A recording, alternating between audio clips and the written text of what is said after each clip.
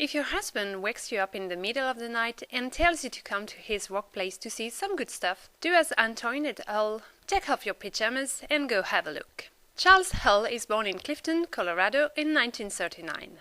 He studies at the Colorado University and gets a BS in engineering physics in 1961.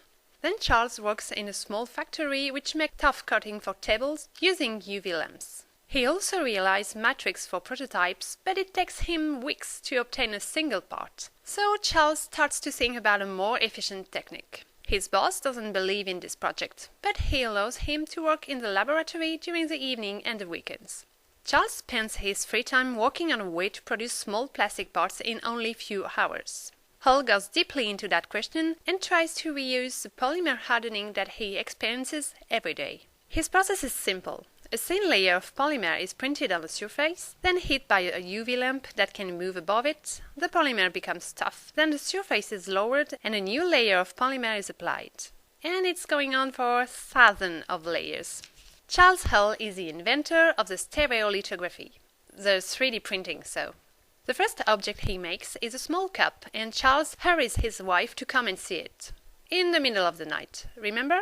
Charles' boss is still dubious, and he encourages his employee to create his own business. Hull founds 3D System and gets a patent in 1984.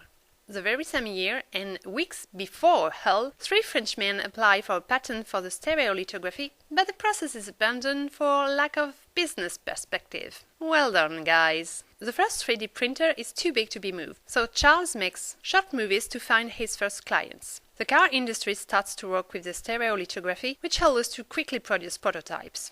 Today, the Formula One cars are transformed from one race to the next thanks to the 3D printing.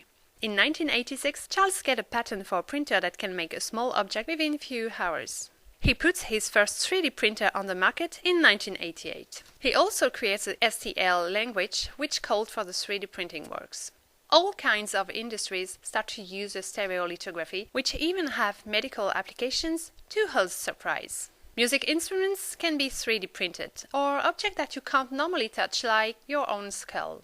And the 3D printing is now used to mass production. Other techniques emerge, like one using paper or another using powder, and the first printer which allowed to use different colors is launched in 2005. At the very same time, personal 3D printers are put on the market, and today you can buy one for €500. Or, if your budget is bigger, you can build a house in a day for less than €5,000. Well, you're gonna need some space to store the printer. Charles Hull doesn't think about retirement, thinking that searching is a really interesting journey. And if you want to know what Antoinette answered to his husband on the middle of that night, she said, "This had better be good." I think it is.